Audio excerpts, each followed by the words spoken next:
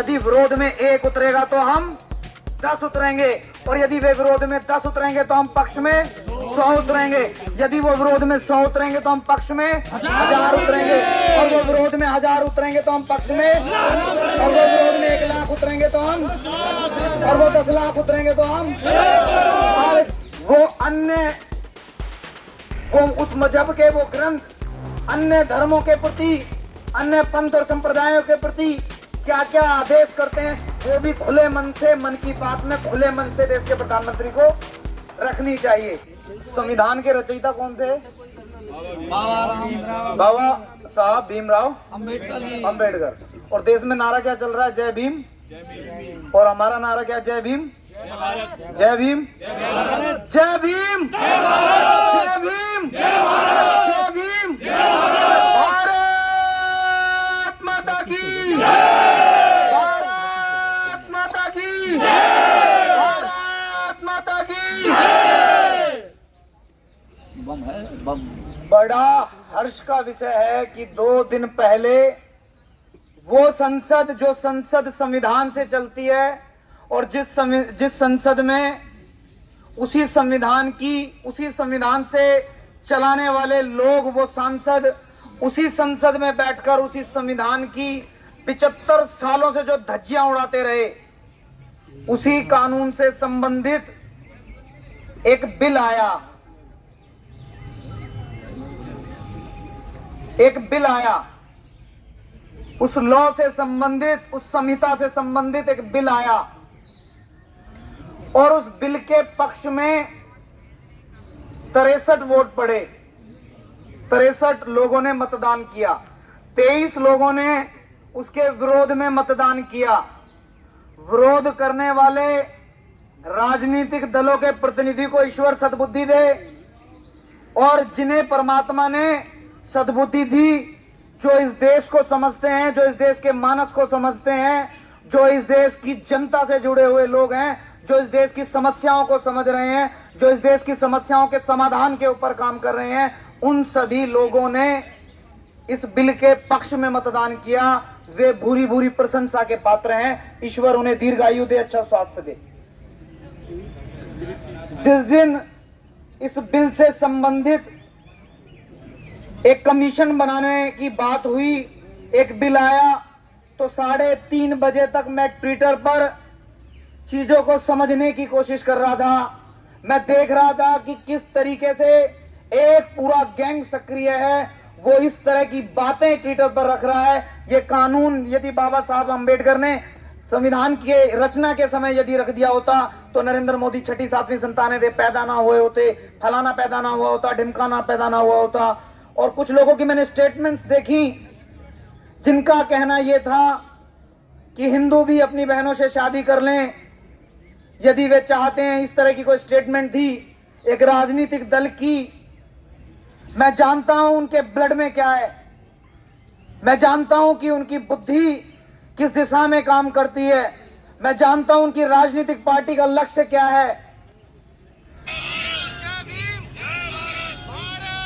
मैं समझता हूं उनका अंतिम लक्ष्य क्या है। मैं भूला नहीं हूं जो उत्तराखंड से लोग चले थे दिल्ली की और उन पर क्या बर्बरता की उन लोगों ने। मैं भूला नहीं हूं कि कार सेवकों पर उन्होंने क्या अत्याचार ढाए। उनकी राजनीतिक पार्टी का क्या लक्ष्य है, उनकी क्या आइडियोलॉजी है, इससे भली भांति परिचित है पूरा देश। लेकिन उन विरोधियों की बातों से भी ऊपर उठकर मैं एक बात अपने साथियों को बता दूं कि मैं थोड़े दिन पहले अमित शाह जी का एक इंटरव्यू सुन रहा था। वो कहते हैं कि 1950 से हमारा दल इस बात का पक्षधर है कि देश में समान नागरिक संहिता आए। बहुत देर कर दी सनम आते आते, लेकिन प्राण निकलने से पहले आप आ गए, आपके ऊपर संसद में चर्चा हो गई। ये भी एक बहुत बड़ी हर्ष का विषय है। साथियों, आज हमारी राष्ट्रीय कार्यकारिणी के हमने 50 लोगों को बुलाया था। इसके पीछे सिर्फ हमारी ये मंशा थी कि हम खुलेआम इसी जंतर मंतर पर आएं, अपनी बात रखें, सरकार का समर्थन करें और वो कुछ ऐसी राजनीतिक दल तथा कथित सामाजिक संगठन जो इस बात की योजना वर्षों पहले बना चुके, क्योंकि वे जानते हैं कि वर्तमान की राजनीतिक पार्टी ने अपने 2 कोर इश्यू पूरे कर दिए, जिनमें राम मंदिर, जिनमें धारा 370 और तीसरा समान नागरिक संहिता। वे इस बात से भली भांति परिचित हैं कि समान नागरिक संहिता आएगी, इसे लेकर आया जाएगा, क्योंकि वर्तमान की राजनीतिक पार्टी देश हित के हर मुद्दे के ऊपर कुछ ना कुछ छोटा मोटा काम जरूर कर रही है। तो उन लोगों ने अपनी पूरी तैयारी की हुई है और हमारी ये कमिटमेंट है, यदि वे लोग टकराए, थोड़ी देर बाद रुक तो जा, टकराएंगे अभी। ये इस बात के लिए 2019 के चुनावी घोषणा पत्र में वर्तमान की राजनीतिक पार्टी ने कहा था कि यूनिफॉर्म सिविल कोड लाना हमारी दृढ़ प्रतिबद्धता, और हम इस बात के लिए दृढ़ प्रतिबद्ध हैं। यदि विरोध में 1 उतरेगा तो हम 10 उतरेंगे, और यदि वे विरोध में 10 उतरेंगे तो हम पक्ष में 100 उतरेंगे। यदि वो विरोध में 100 उतरेंगे तो हम पक्ष में 1000 उतरेंगे, और वो विरोध में 1000 उतरेंगे तो हम पक्ष में, और वो विरोध में 1 लाख उतरेंगे तो हम, और वो 10 लाख उतरेंगे तो हम। हर घर से वो व्यक्ति जो इस देश से, इस मातृभूमि से प्रेम रखता है, इस मातृभूमि से प्रेम करता है, वो हर व्यक्ति देश हित के इस कानून के पक्ष में सड़क पर उतरेगा और वर्तमान की सरकार का समर्थन करेगा। साथियों, मीडिया का बहुत बड़ा एक रोल है।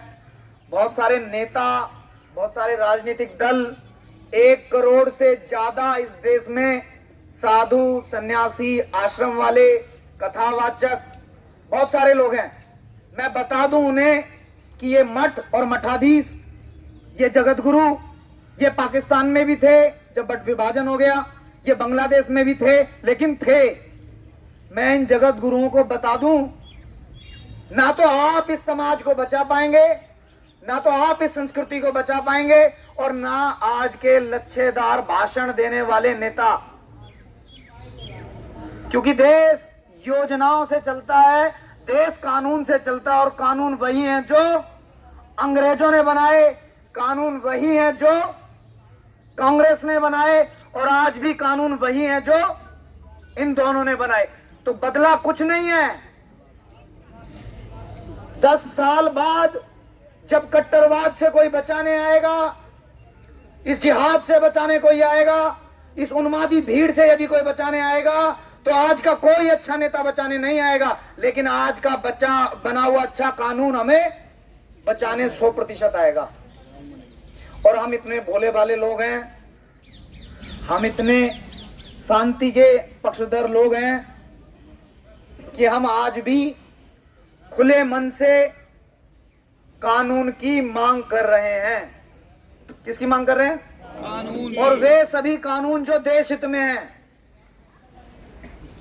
यदि इस देश के कुछ राजनीतिक दल चाहते हैं कि इस देश में समानता ना आए, समरसता ना आए, ये देश संगठित ना हो, इस देश में एकता स्थापित ना हो, इस देश में बेरोजगारी यूं ही बनी रहे, इस देश में भुखमरी, कुपोषण यूं ही बना रहे, और ये देश तथा कथित सेकुलर ही बना रहे, क्योंकि आप दोनों हाथों में लड्डू नहीं रख सकते।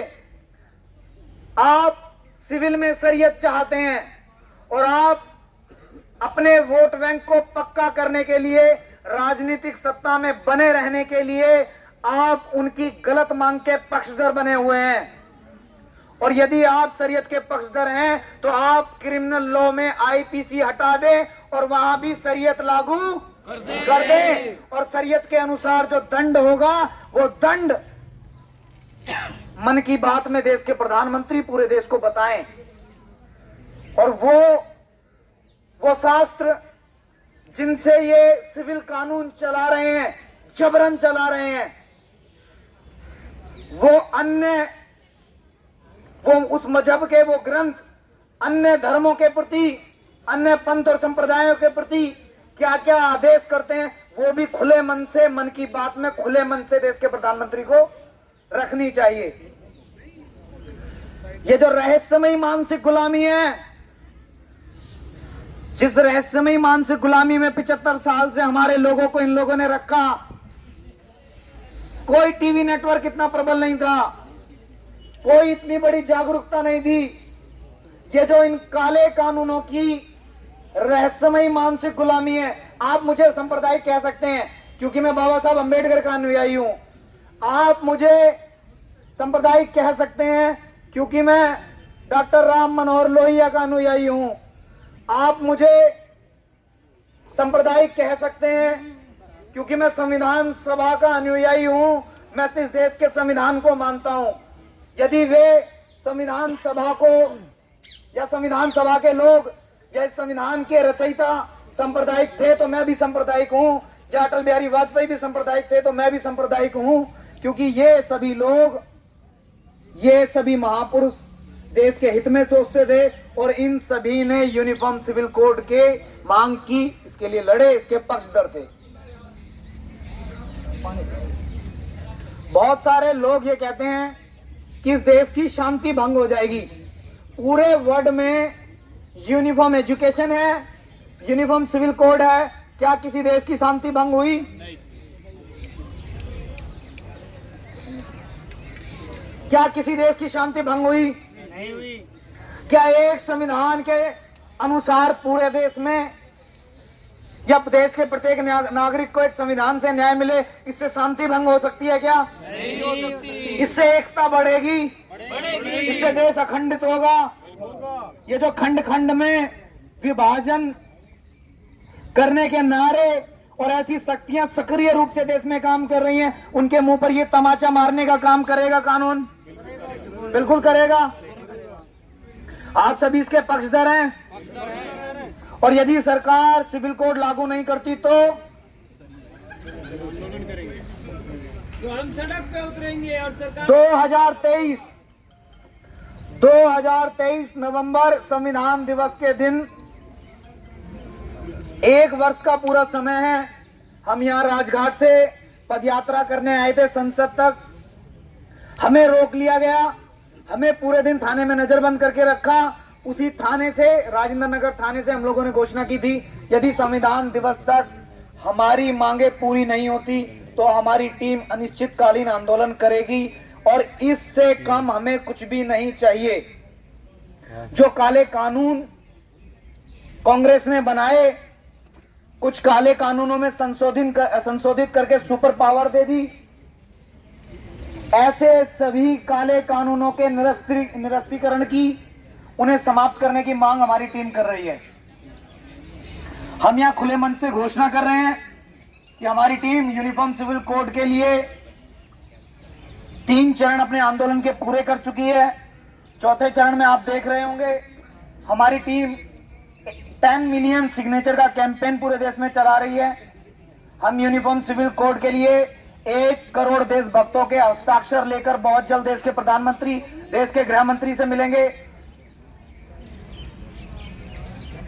और उसके बावजूद यदि देश हित में ये कानून नहीं बनता तो हम 23 नवंबर से अनिश्चितकालीन आंदोलन करेंगे।